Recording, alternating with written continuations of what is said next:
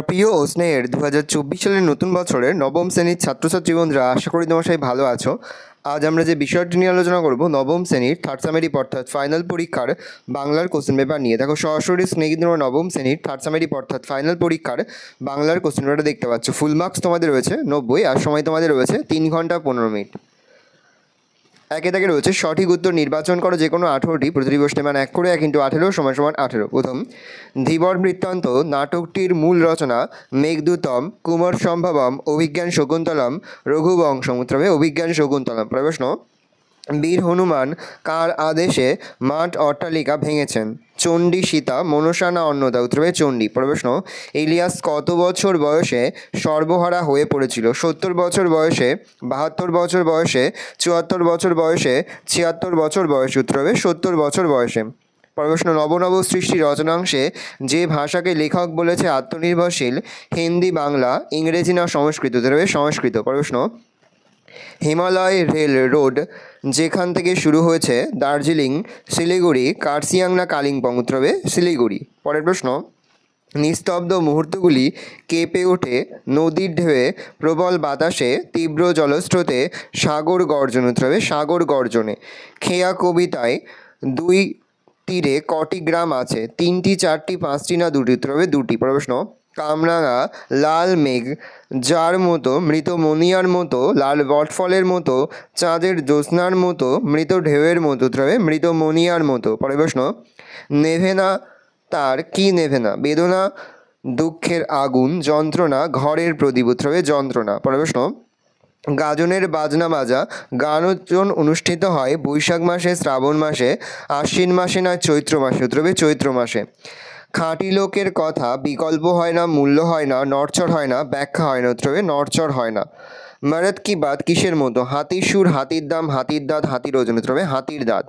প্রশ্ন, বঙ্গমাতা চরণে যে ফুলের কথা কবি বলেছেন পদ্ম, গোলাপ, জবা না চাপা? উত্তর হবে পদ্ম। প্রশ্ন, নিরুদ্দেশ গল্পে উল্লেখিত খবরের কাগজের বিজ্ঞাপনগুলির বিষয় ছিল গৃহসজ্জা, অলংকার, নিরুদ্দেশ, পাত্রপাত্রী? উত্তর হবে নিরুদ্দেশ। প্রশ্ন, রাধারানী ঘর ঝাড় দিতে গিয়ে খুঁজে পেয়েছিল একটা স্বর্ণমুদ্রা, একটা ছবি, একটা নোট, মায়ের ওষুধ? উত্তর হবে একটা নোট। প্রশ্ন, চন্দ্রনাথের কপালের মধ্যস্থলে ছিল চন্দনের টিপ, শিরায় রচিত ত্রিশূল চিহ্ন, কাঁটা দাগ কোনোটিই নয়? উত্তর হবে শিরায় রচিত ত্রিশূল চিহ্ন।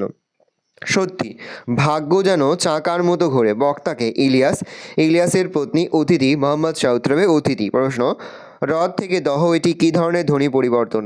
অপনিহিতি, সরলোভ, ধ্বনি বিপর্যয়, সমীভবন? উত্তর হবে ধ্বনি বিপর্যয়।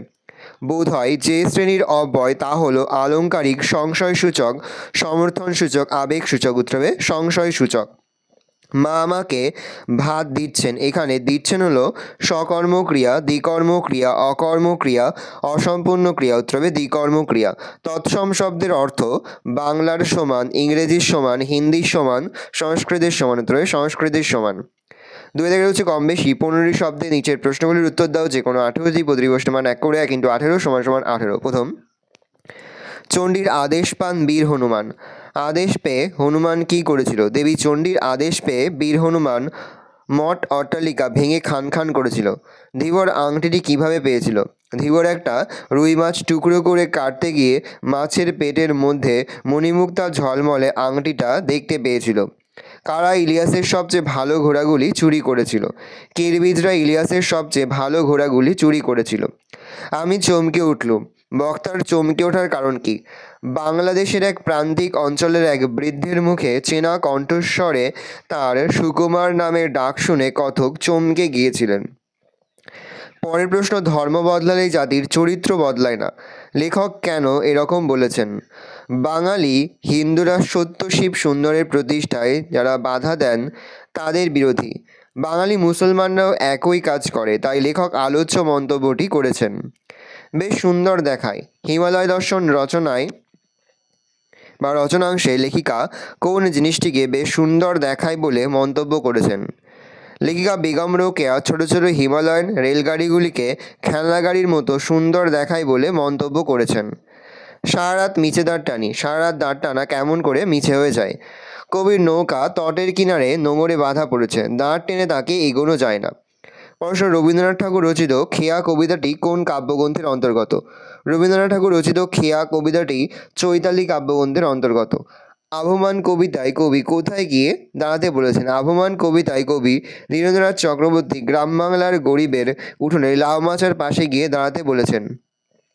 ভগবান পড়বে ফাঁসি, ভগবান বলতে কবি কাকে বা কাদের বুঝিয়েছেন? এখানে ভগবান বলতে কবি মৃত্যুঞ্জয়ী বীর বিপ্লবীদের, যারা স্বদেশের স্বাধীনতার জন্য সংগ্রাম করেছেন, তাদের বুঝিয়েছেন।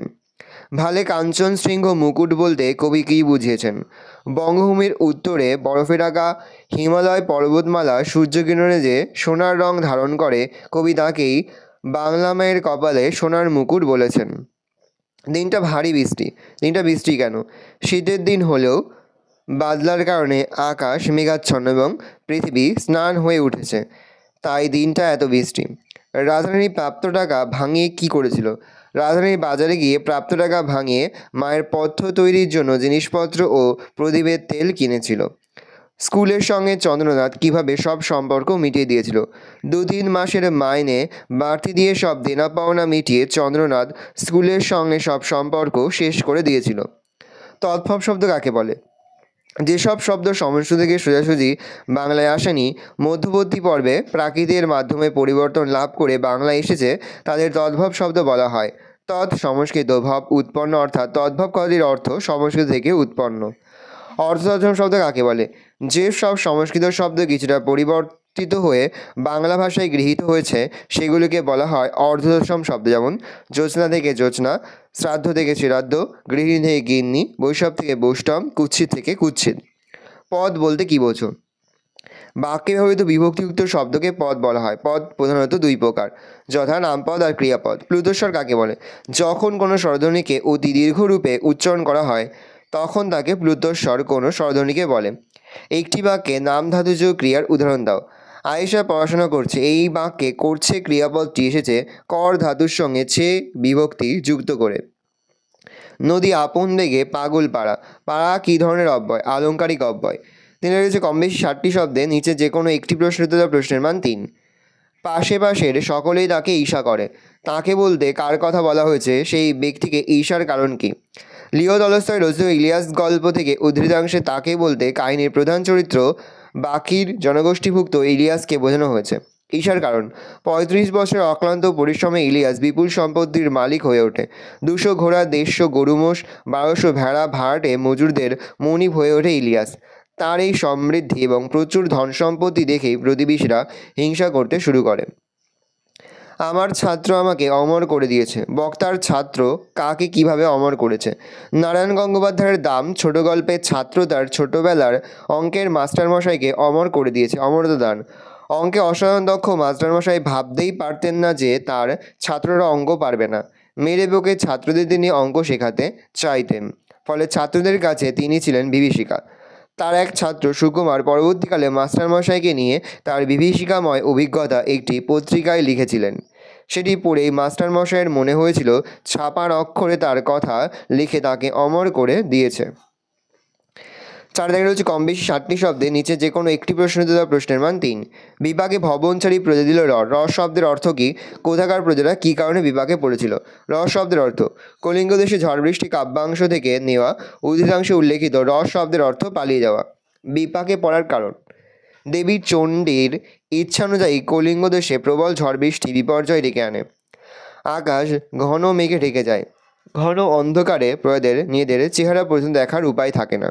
প্রবল বৃষ্টির সঙ্গে মেঘের গভীর গর্জন ও ঝড়ের তাণ্ডবে সেখানকার প্রজারা বিপদের আশঙ্কায় ঘর বাড়ি ছেড়ে পালিয়ে যায়।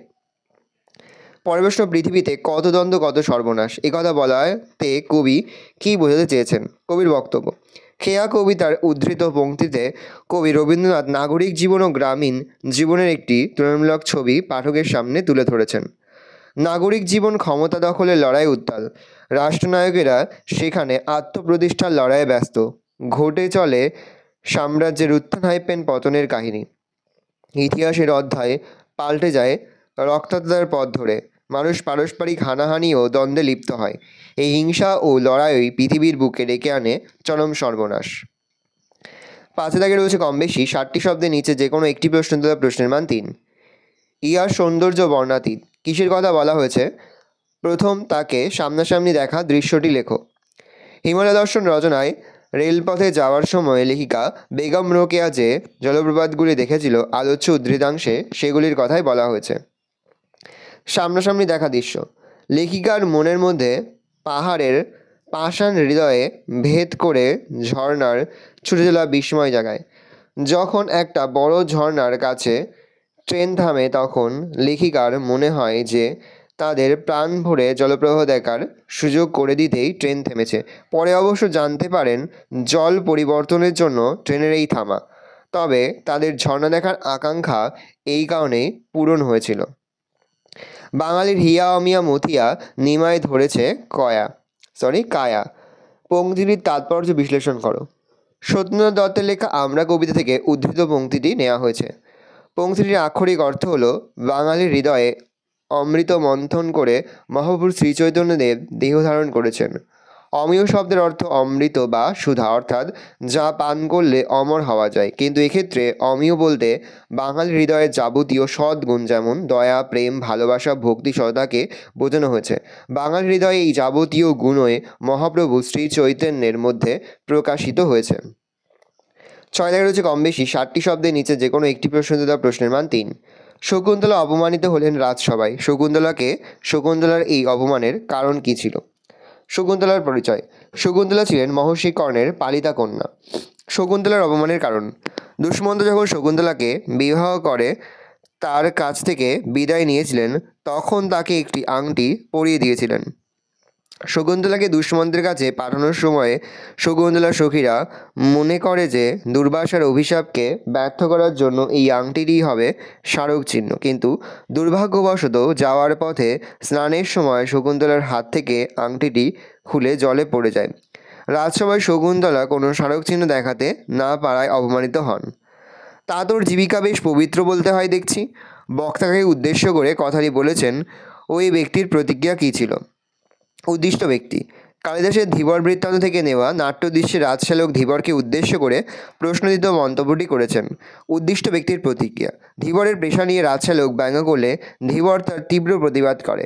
সেরকম কথা বলতে রাজশালককে নিষেধ করে এবং আরও বলে, মানুষ যে বৃত্তি নিয়ে জন্মেছে তা নিন্দনীয় হলেও কখনো পরিত্যাগ করা উচিত নয়। বেদজ্ঞ ব্রাহ্মণের উদাহরণ দিয়ে সে জানায়, স্বভাবে দয়পরবশ হলেও যজ্ঞের পশুবধের সময় নির্দয় হন, অর্থাৎ কোনো পেশায় সম্পূর্ণভাবে ত্রুটিহীন নয়। 7 দাগে রয়েছে কম বেশি 60টি শব্দে নিচে যে কোনো একটি প্রশ্নের দেওয়া প্রশ্নের মান 3। 1 মাসের মধ্যে আমার পরিকল্পনা বাস্তবে পরিণত হলো।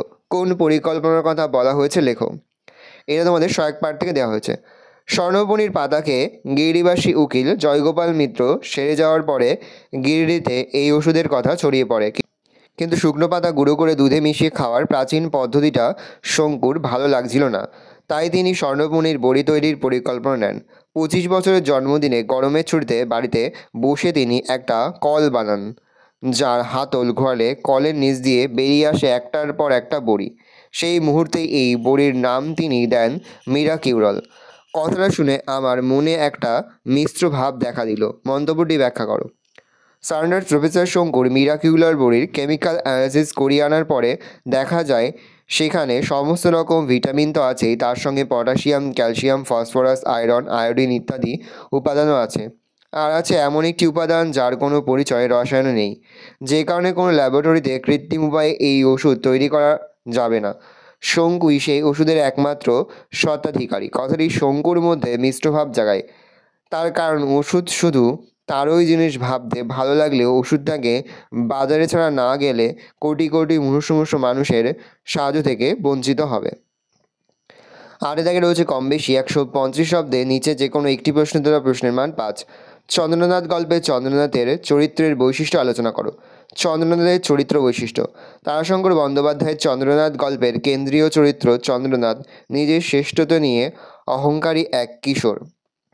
অহংকারী, তাই স্কুলের পরীক্ষায় হিরুর প্রথম হওয়া এবং নিজের দ্বিতীয় হওয়াকে সে মানতে পারে না। হিরুর বিরুদ্ধে অসৎ উপায় অবলম্বনের অভিযোগ আনে চন্দ্রনাথ। নিজেকে শ্রেষ্ঠত্বের আসনে দেখতে সে এতটাই ভালোবাসে যে বিশ্ববিদ্যালয়ের পরীক্ষার কাল্পনিক ফলাফলও তৈরি করে চন্দ্রনাথ এবং সেখানে নিজের নম্বরের অনুপাতে বাকিদের ফলাফলও ঠিক করে ফেলে। চন্দ্রনাথের মধ্যে ঔদ্ধত্যের প্রকাশ ঘটে যায়। সে স্কুলকে দ্বিতীয় স্থান অর্জনের পুরস্কার প্রত্যাখ্যান করে চিঠি দেয়। প্রধান শিক্ষককে উদ্দেশ্য করে গুরুদক্ষিণার যুগ আর নেই বলার মধ্যে তার এই দাম্ভিকতাই ফুটে ওঠে। এক্ষেত্রে নিজের দাদার নির্দেশও সে শুধু অমান্য করেনি, দাদার সঙ্গে সম্পর্কের বিচ্ছেদও ঘটিয়েছে। তাই হিরুর কাকার বিশেষ পুরস্কার দেওয়ার প্রস্তাবকে চন্দ্রনাথের অপমানজনক বলে মনে হয়েছে। সৌজন্যতার অভাব। অহংকারের কারণেই হিরুর বাড়ির প্রতিভোজ আমন্ত্রণ পেয়েও চন্দ্রনাথ হাজির হননি, বরং স্কলারশিপ পাওয়ার মতো সামান্য কারণে অনুষ্ঠান করার প্রয়োজন ছিল না বলে চিঠি লিখে রেখে গেছে। সব মিলিয়ে অহংকার, চূড়ান্ত আত্মমর্যাদা এবং চরম আত্মকেন্দ্রিকতার প্রতীক হয়ে উঠেছে চন্দ্রনাথ চরিত্রটি। পরের প্রশ্ন, আগত্য রাধারানী কাঁদিতে কাঁদিতে ফিরল। রাধারানী কোথা থেকে ফিরল, সে কাঁদছিল কেন? 1+4। ভালো উত্তরটা দেখেন, আমি আর মুখে বলছি না, মুখে বললে ভিডিও টাইমটা বড় হয়ে তোমাদেরই অসুবিধা হবে। আমি আস্তে আস্তে স্ক্রল ডাউন করছি, তোমরা কিন্তু অবশ্যই ভিডিওকে থামিয়ে বা স্ক্রিনশট নিয়ে কিন্তু সম্পূর্ণ উত্তর তোমাদের খাতে নোট ডাউন করে নেবে। কোথাও লিখতে বা বুঝতে যদি কোনো রকম অসুবিধা হয় তাহলে কিন্তু নির্দ্বিধায় কমেন্ট সেকশনে কমেন্ট করে জানাতে একদমই ভুলবে না। 9 দাগে রয়েছে কম বেশি 150 শব্দে নিচের যে কোনো একটি প্রশ্ন দেওয়া প্রশ্নের মান 5। প্রথম, খেয়া কবিতায় রবীন্দ্রনাথ ঠাকুর নগর ও গ্রাম জীবনের যে তুলনামূলক ছবিটি তুলে ধরেছেন তা নিজের ভাষায় লেখো। খুবই গুরুত্বপূর্ণ একটা প্রশ্ন, ভালো করে দেখে নাও। আমি আস্তে স্ক্রল ডাউন করছি।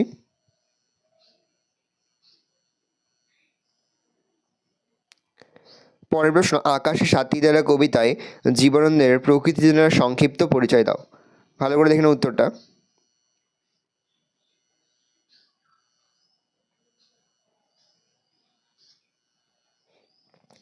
10 দাগে রয়েছে কম বেশি 150 শব্দে নিচে যে কোনো একটি প্রশ্ন দেওয়া প্রশ্নের মান 5।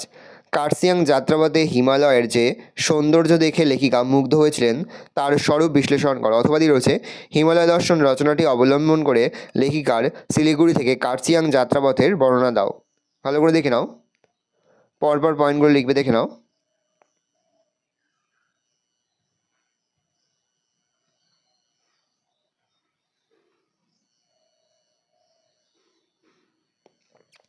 পরের প্রশ্ন, অধিকাংশ নির্দেশের বিজ্ঞাপনের ইতিহাসও এই বিজ্ঞাপনের কোন ইতিহাসের কথা এখানে বলা হয়েছে, নিজের ভাষায় লেখো। ভালো করে উত্তরে দেখে নাও।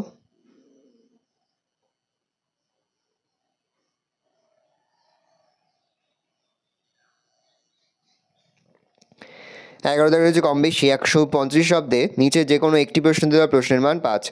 ধীবর বৃত্তান্ত নাট্যদৃশ্যে ধীবরের চরিত্রকে যেভাবে পাওয়া যায় তা নিজের ভাষায় লেখো। পয়েন্ট করবে পেশার প্রতি মর্যাদাবোধ।